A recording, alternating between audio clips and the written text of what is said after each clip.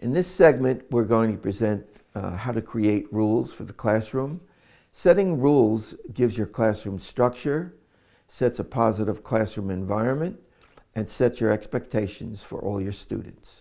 So what we know is your classroom rules that you craft with your children need to be tied by values. Values are what drive our behavior.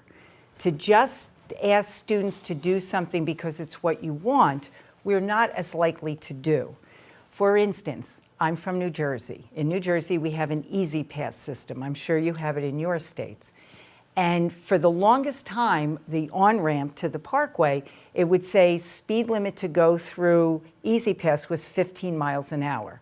And ask Tony, I would blow through that at about 50, because it's like, I can fit through those, through those pylons, no problem. I used to breathe in the car like this, just in case. Then they changed the signage, and they said, for the safety of our employees, please use a 15-mile-an-hour speed limit.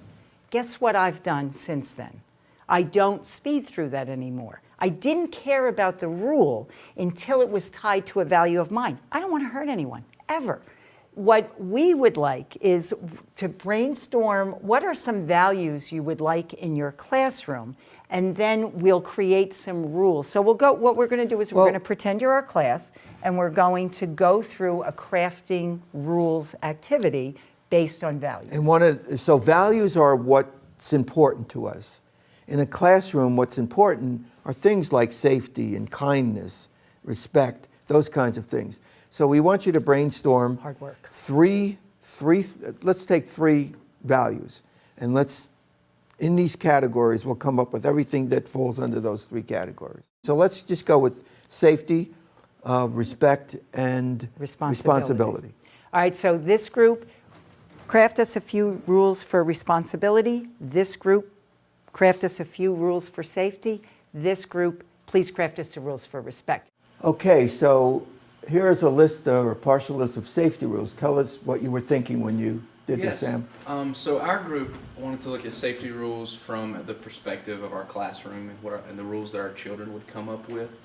Good. So we looked at it, and some children might say for rules to say no hitting in the class, no pushing, no running in class, or no running in the hall. And those are just straightforward. Okay, so what I would suggest is to make this an extensive list, really brainstorm with them. Get as many different behaviors that relate to safety, and I usually would post them at least for the first month so everyone understands what safety means.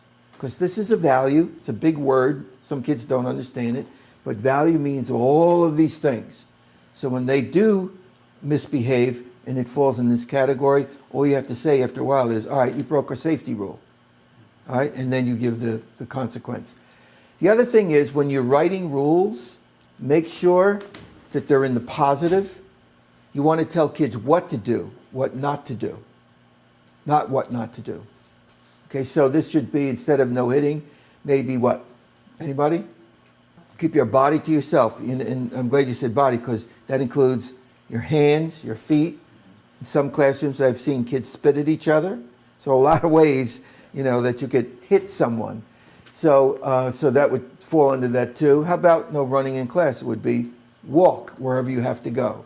So you want to turn, if you see a negative, teach them that you want to tell them what to do, because that's the way the brain works. The brain doesn't do what you don't tell it. It does what you tell it to do, 100%. Okay? Very good. Thank you.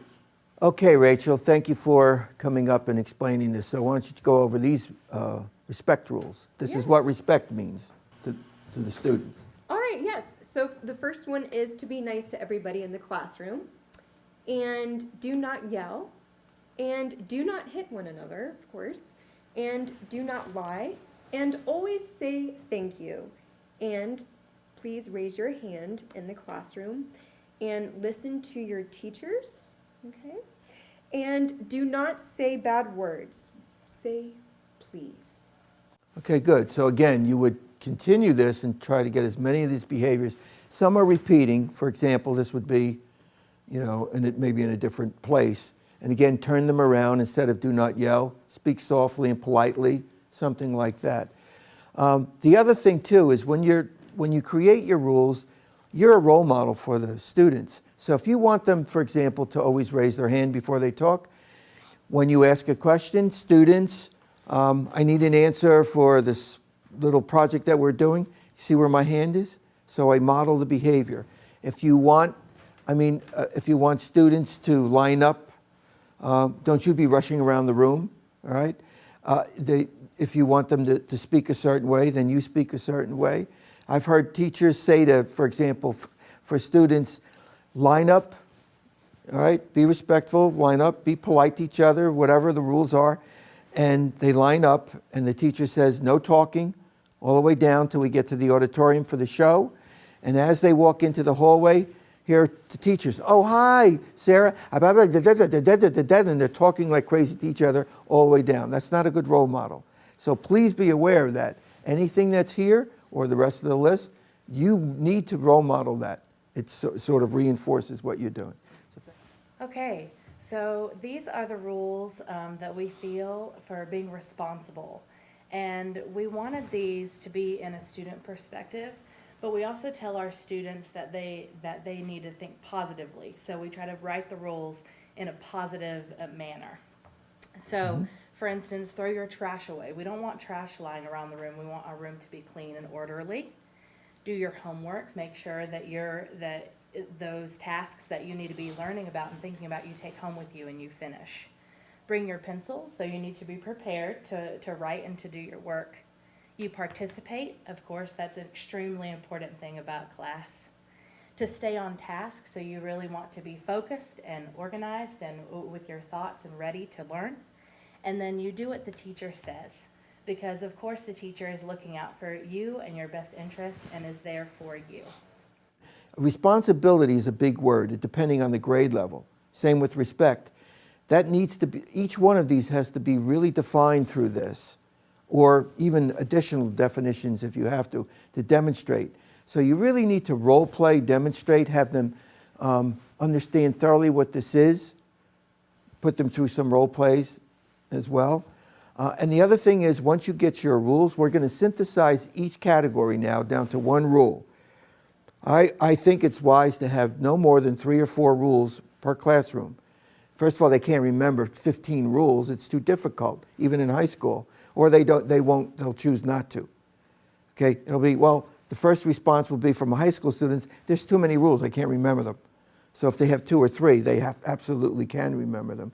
And when you finally get down to 3 or 4 rules, send them home to the parents, for sure. Have them sign off on it. Give a copy to the assistant principal if you have one, and the principal. So everyone is on the same board. Okay, so Ryan is up here now to talk about our 3 classroom rules. So just say a little bit of how you came to these 3 rules for your classrooms. Okay, so we started with safety, as that's our number one priority as teachers, is to maintain the safety of students. So we looked at the rules and we realized that really, as teachers, we're never going to direct a child to do something that's unsafe. So we kind of hope that if our students would listen to us in every case, then they will be safe. And if we see an unsafe behavior, we'll call it down. So we just kind of boiled that down to listen to the teacher. Okay. And then for respect, you see that the word even made it in here because we had respect this, respect that, respect this, and we realized that we could make that big by, big enough to encompass what we said by just saying respect your materials. Everything we've got in the classroom, you should respect that. Okay. And finally, when it came down to responsibility, we thought, what are students really responsible for? And so much of what we had on our list in my group was, do your work, make sure that you do your work to the best that you can, those kind of things. And we thought, well, if they're staying busy and they're respecting things and they're safe, as long as they stay busy on what they're doing, then everything will work out if we do if they stay busy what we tell them to do. Okay, so just to maybe refine this a little bit, it's very good. So in terms of, let's take this one first. Respecting materials is good because it's also a safety issue. Things are strewn all over the floor, they could trip and so on. So what we could say here maybe is respect all people and property. So we can combine, the whole idea of, keeping your hands to yourself and everything. So when you write respect all people and property, or all students, however you want to word it, that encompasses a lot of things. It's the structure, it's the environment that you're in, and it's the individuals that are in the classroom. And they already know what respect is because you've defined it and it's posted someplace on the wall. Listening to the teacher, I would maybe expand it a little bit more, saying, listen to all the adults in the school, including the teacher. So that covers a lot of rules, a lot of things that you do. If the teacher says something, then you need to listen, all right? And then in the third one, stay busy, maybe you could turn that in, do all assigned tasks. And maybe to what you said, Ryan, do all assigned tasks to your best ability, to the best of your ability. So now you've got 3 rules, and if you think of just about every infraction, they would be covered under these 3 rules. I don't think that if you could think of something that wouldn't be covered, all right, let me know. But that covers a lot of things. So those 3 things, those are based on values. All right, you're reinforcing it by having the lists around. You could even have them copy the list and keep it in their notebook. There are a lot of ways to reinforce it.